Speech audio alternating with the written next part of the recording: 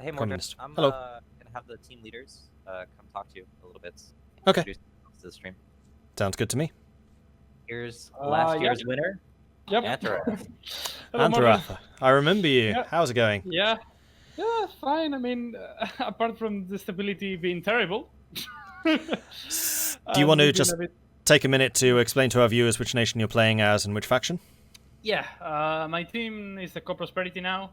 I'm playing as Russia, and I'm currently sending volunteers everywhere. I think at some point I had like 8 different volunteer theaters or something like that. Oh, wow. Yeah, I saw...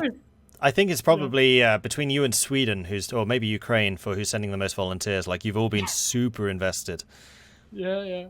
I mean, I can do nothing else more or less. I have fun with them. I like microing, so and I'm just getting a lot of speed out of it. Because I do remember last year when I was commentating on the matches, very few volunteers were sent out. So this is a massive change compared to last time, where there's volunteers everywhere. Absolutely.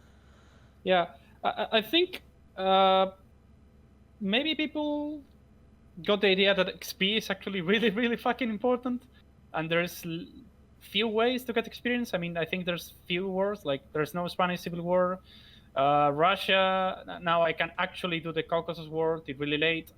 So that there's fewer places where you can get the experience. And some countries, for example, the Reichspack is really put against the ropes now, so they really need XP. I think that's also why they send a lot of volunteers. It's not just that, though. It's also getting other countries on your side. Like, Reichspact came out so far ahead in China because Nanjing League of 8 Provinces is still alive. That's a big deal for them. Yeah, I mean, I think especially it's just, even if you get nations in your ideology, they might buy you a couple of factories, something like that. It's just a couple of civilian factories, but if you add up like 2 or 3 countries, that's quite a lot. You might be getting like 5 or 10 civilian factories more just by trade, because you just save a country from your ideology somewhat. And also, you're denying that to others. Like, Ventieng not getting that territory is going to be a really big bonus for you. We need you to join. You're one of the last people we're waiting on. I'm sorry, I didn't realize it was up. Oh, sorry. My bad then. Oh yeah, I should have told you. I was looking here. Let me just block this out so chat can't see the details. Sorry, continue. Yeah, and I mean, the action is really going to unpack now, because there's going to be a lot of really important wars right now. China is trying to kill, to unify itself. By the way. Yeah, I'm joining now. Yeah. There we go.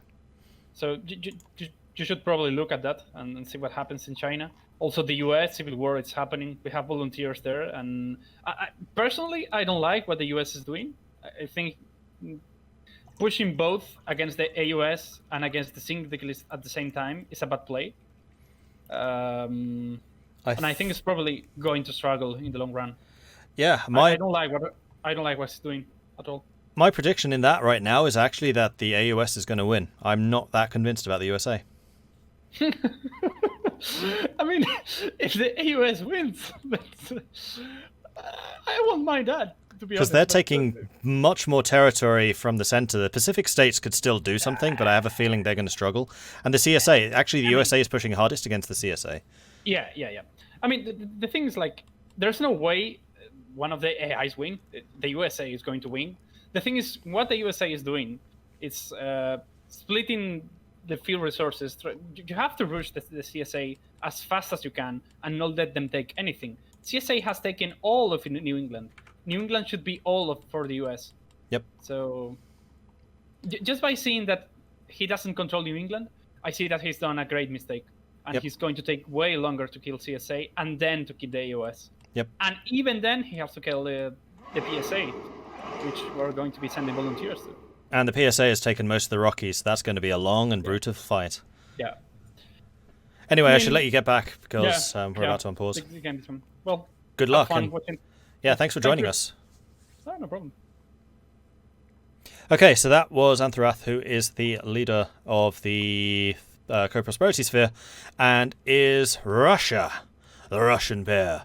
And as he said, Co-Prosperity Sphere are the group that won last year, so I have been expecting great things from them, and they were one of the factions that didn't send many volunteers last time. So the fact that they are now sending volunteers to everything is fantastic. Hey, Voltjumper. Hello, how are you doing? I am doing well, how are you? Doing great. Just enjoying the Kaiserreich typical things that happen. So do you want to take a moment to explain which country and which faction you are? Hey, I'm in the Entente, playing Dominion of India, currently eating what's left of Princely after they decide to implode. Yes, I see that. and having Bharati going to be breathing down my neck soon. So a lot of militia about to come out. And are you at all concerned about Baratia or any of your other neighbors to be? Not really, because they're AI. I just have to that I don't mess up. Mm-hmm. And are you pretty happy with how the Entente's been doing so far, like, overall? So far, yeah. We've had a bit of a few hiccups here and there, but overall, I like my team and I trust their judgment. Okay. Yeah, and our main goal is try to unseat the returning champs, because, like, even if we don't win, but if we can be the ones responsible for stopping them from moving on, that's an accomplishment. That is also a lot of pressure on everyone, because everyone's aware, like, oh, it's the returning victors. Like, we're up against it here. So yeah. I'm pleased that you guys do seem to be doing a pretty good job, like, blocking them in various places in the world. Oh yeah, that China, like in the Guangzhou, or what? It's like I saw an opportunity. Like, I was going to go for an encirclement, but then I saw Nanning was open, and then later on, I instructed Flameshot, our Australasia player, to, like, I saw an opening by Wuzu to go up to Gillen to get it. And I was 3 days left before they capitulated. I was last standing. Nice. Yeah, because the situation in China has really gotten interesting. One, Reichspakt is still actually in the area because League of Eight Provinces won the First War. I think that was a mistake by the Third Internationale. I think they basically handed them that one. Then you guys actually coming from basically nowhere in China and actually getting yourselves Guangzhou, and then of course Fentiang, who's now fighting Qing. Yeah. And I think I'm doing okay. I was able to capitulate Afghanistan pretty quickly, but I'm sort of disappointed that Princely decided to implode. Is that going to affect you at all? Not really, but it's just inconvenient. That's all. Fair.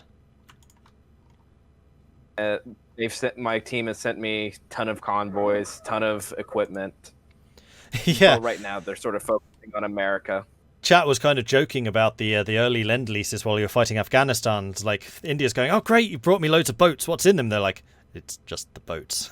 Congratulations on having a bunch of boats. I'm about to pull off an encirclement in Princely. Right, it's by Elik Per. Yep, I'm seeing it. I had to zoom around there for a little bit, but I am seeing it. I'm going to see this from your perspective. There we go. Oh, I can turn music on again. Keep forgetting that Kaiserreich music is copyright, and that always causes problems with YouTube. Yep, that it does. Which is a shame, because it's great music. And it's most annoying because the title track is also copyright, so whenever we like rehost them, was like turn off music again. I play with it muted too, so I can hear my teammates. That makes sense. I just have it very low. Just nice to have something in the background. Yeah. Anyway, I should let you get back to fighting your war. I will be watching your encirclement with interest, though. Oh, they pinned you. Thank you, and good luck with your stream. Thank you, and good luck with the Entente. So that was Volt Jumper, leading the Dominion of India for the Entente there.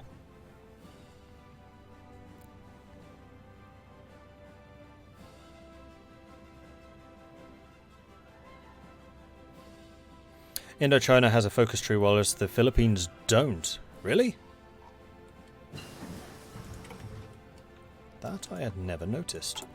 Are they like one of the 3 countries that doesn't have a focus tree? Hello, the Dutch Englishman. Hello. I love that name. Thank you. So do you want to take a moment to explain which country you're playing as and in which faction? Yes, I am playing Bulgaria, and soon during the Weltkrieg I'll be joining the Reichspakt. Aha. Have you been sending volunteers? I'm just thinking, actually. You're one of the few players I don't think I've seen any. No, I haven't. the strategy we're going for with Bulgaria is, instead of focusing externally around the globe, we want Bulgaria to focus more internally around the Balkans, build up, get divisions, because sooner enough, Greater Serbia, well, that's what it wants to be called, will declare war on Bulgaria along with Romania and Greece. Now, what we're aiming for is for Bulgaria to win the war, and then once it wins the war, if we win the war against Serbia, Greece and Romania, they'll become my puppets, which will then act as a sort of barrier, but also idle division producers. Mm-hmm. So you're going to puppet rather than annex? Precisely. Is that because of the manpower, or...? Not because of the manpower. We, like I said, Romania especially makes a great division producer, as it only takes about a year for them to produce about 9 divisions. Now, all they do throughout the game, once you puppet them, is produce more and more divisions, and it gives a great backup, but also eventually a separate army for you to just not need to use. It's also so that you don't have to worry about resistance, despite the fact that we don't that we get a boost in our compliance. Mm-hmm. I mean, yeah, now, there are Greece... definitely... Sorry, go on. Go on. No, go ahead. Okay. Greece, on the other hand, will remain fully united after the war. I will release all of its territories, simply because I do not need them, and it's better off for them anyway.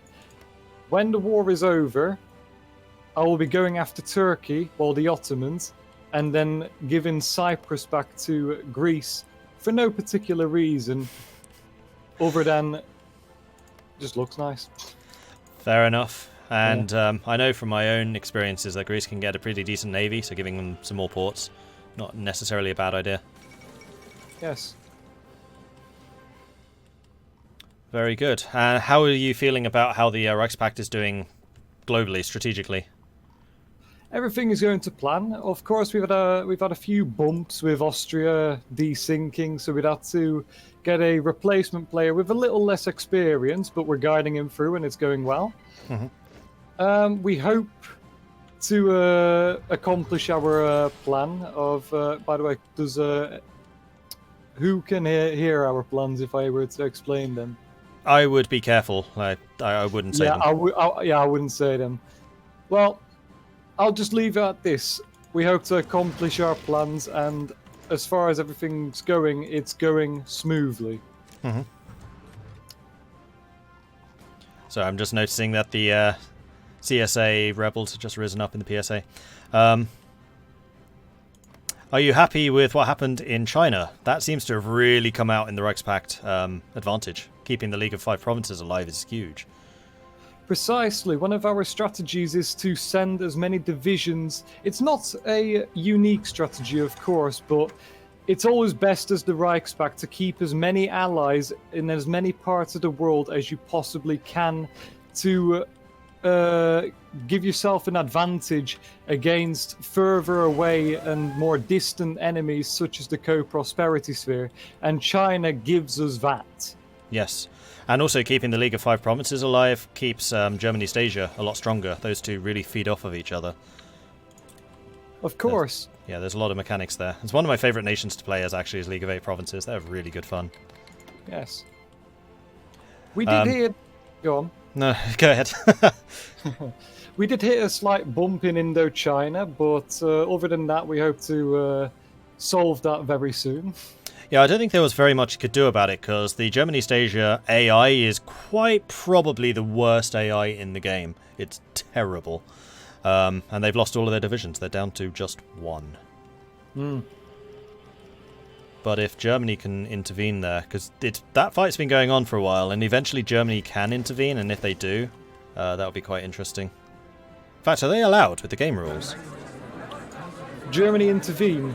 As far as we're aware, no. We have not sent any volunteers to Germany East Asia. However, Japan should have been the only one that sent divisions to the rebelling country, but it seems that Russia and another country have also Transimir have also sent no, not Transimir, Fengshan have also sent divisions to support them, which we felt was a little bit rule breaking, but it wasn't anything that mattered, so we didn't want to get people riled up. Yeah, they were saying that was because they weren't actually in co-prosperity at the time. I admit I don't know the rules well enough, but I was more talking about the fact that if this war goes on for long enough, then Germany can actually intervene by declaring war on Indochina, I think. But I don't know if that's allowed by the rules. Like, mechanically they can do it. I mean, if it takes up until the Wildkrieg, we can, by rules, declare on anyone we want once the Wildkrieg starts. So if they take too long, that is probably what we're going to get up to. Mm-hmm. That makes sense.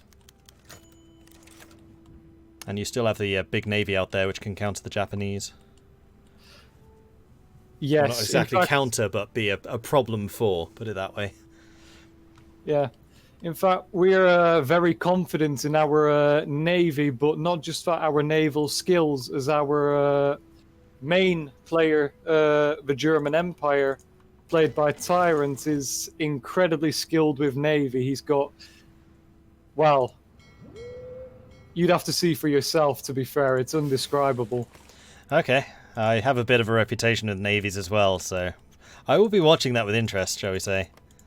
I've been very curious because I was really disappointed by the quality of naval use last year, but since then I think a lot more people have become more competent with the man-the-guns mechanics, so I'm looking forward to seeing exactly how that's changed.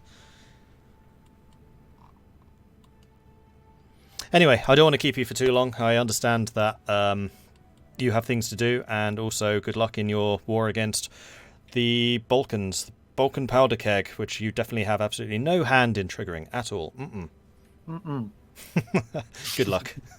Thank you. It's been a pleasure. Yeah, absolutely. See ya. See ya.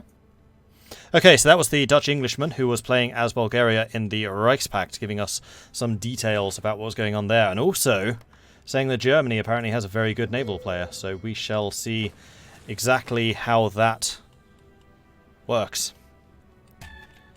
I don't want to take too much of a look at the navies because I know that can give things away as to like which direction players are going in terms of different fleets and doctrines. Anyway, I just wanted to take a moment to take a look here in the United States because it's definitely clear that the AUS is pushing out pretty hard. They're pushing into the CSA. The CSA is definitely the loser in this, although they have got a lot of troops here in New England. Crikey, that's a lot. Although that would rather suggest that they may not have as many... No, actually, CSA just always has a lot of divisions. Whether they're going to be able to equip them all is another matter, but they have taken Pittsburgh. They've been pushed back from New York. They were actually on the outskirts of New York. They've actually been pushed to Philadelphia. I'm not that convinced by this USA. I'm really not. Meanwhile, over here in the PSA, we have seen that the CSA Uprising, the Mountaineers, and because they are Mountaineers, they get bonuses to out of supply, which means they can stick around for a long time, and that becomes a real problem. But I don't think the PSA is being pushed too hard in other positions yet, so we shall see exactly what happens there. Meanwhile, Detroit is coming under threat. They have... No, they haven't cut off. That's still a connection right there. But that is a danger. Like, if either of these fall, although it does look like they're about to push the Americans here. Russia has declared a war against the Islamic Federation of Turkistan. Is that the first major to declare a war? I think so. I don't know who starts this one. That must be Dominion of India. I'm not getting the war declaration events. In fact, I'm just not getting events anymore. Meanwhile, Fentiang. I think that Fentiang is making pretty quick work here of Qing, which is going to be of concern to the other players. Now, is anybody supporting Qing? Nobody is, and I think that's probably a mistake.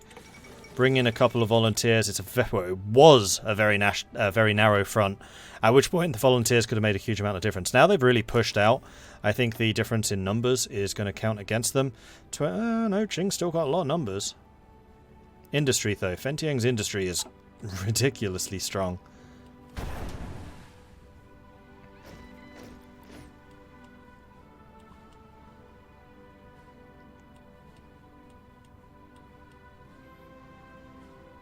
Oh, Bulgaria's at war. So I predicted that breaking out pretty well. It looks like Bulgaria is attacking south. They've not used any front lines, which means they are not getting any of the planning preparation bonuses at all.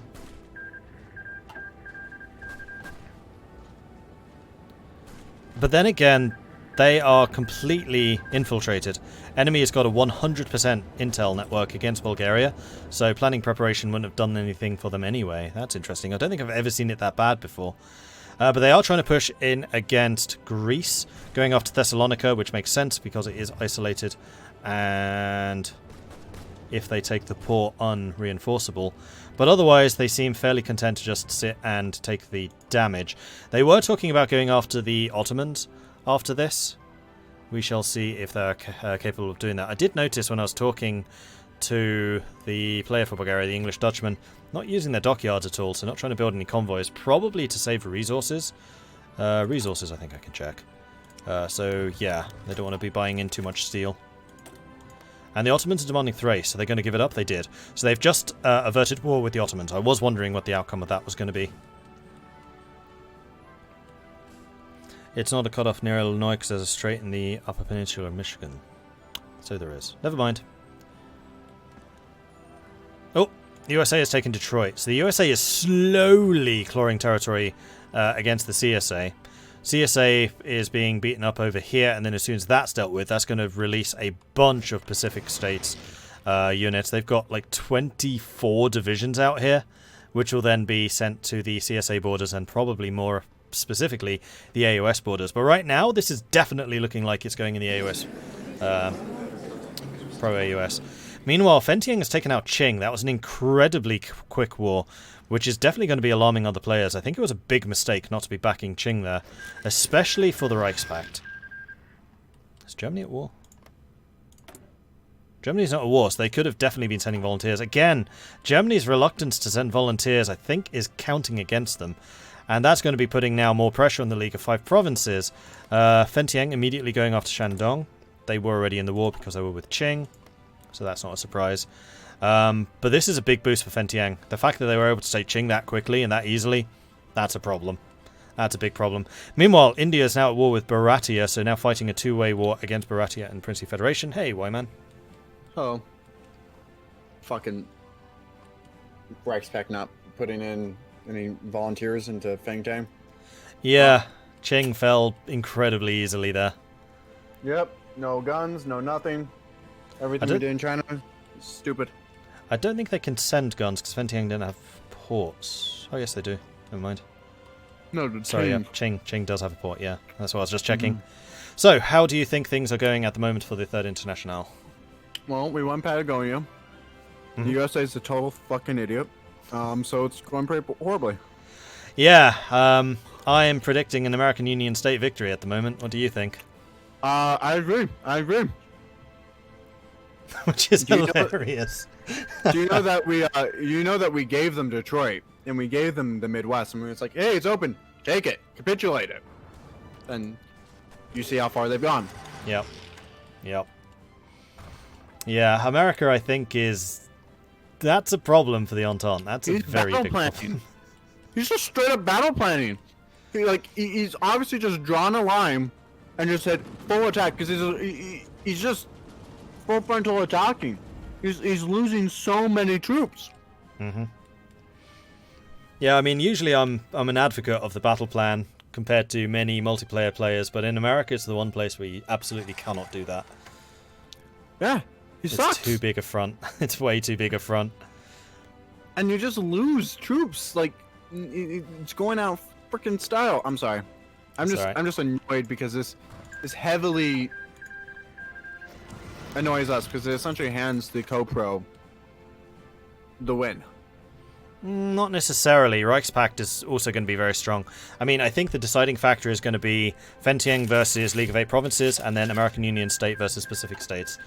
That's going to be where this is won or lost now. Because if the AUS wins in the USA, that's US industry alongside German industry for the Reichspakt. And then if they can hold on to League of Nine Provinces, that's also China. Yeah. I mean, I don't think they're going to hold in China, being perfectly honest. But, yeah. We'll see. I mean, Germany's reluctance to send volunteers is a big problem for their side. Oh my God, he went down McCraig's reform plan. Oh God. Okay, McCraig is the worst out of the 3, reform plans you can do as the USA. Straight up. I mean, the best one, in my opinion, is the middle one. Just because, like, you don't really have the production for tanks.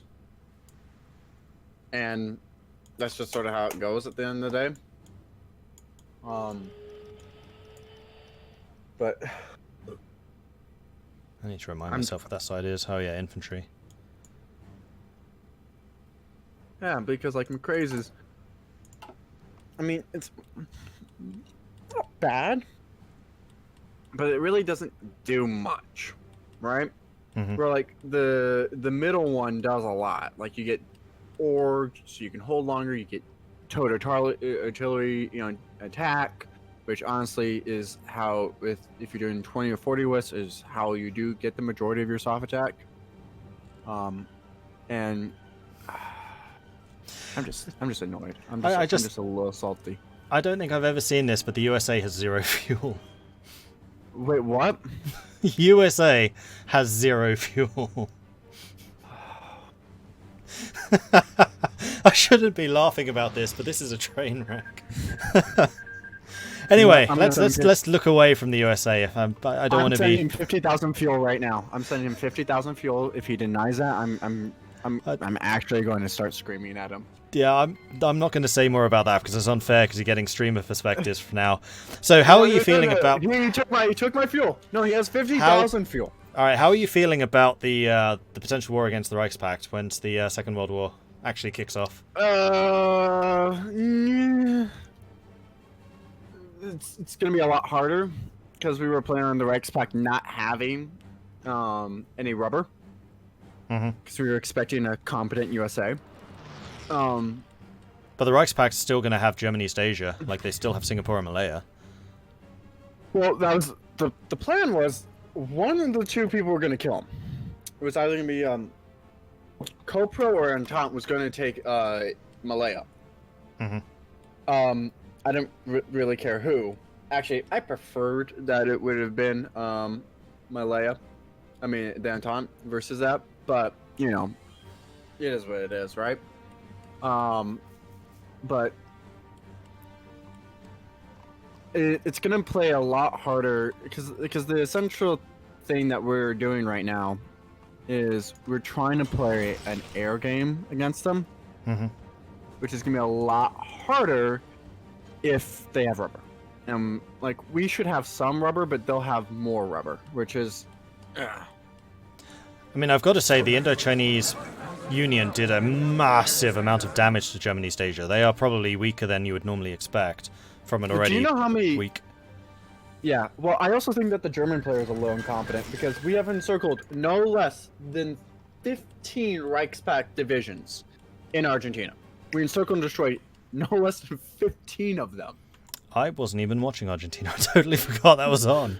Whoops. No. It would just be like, boom. Oh yeah, we encircled that. Oh, we encircled that one. It was like, are you even trying? Like, what's going on? And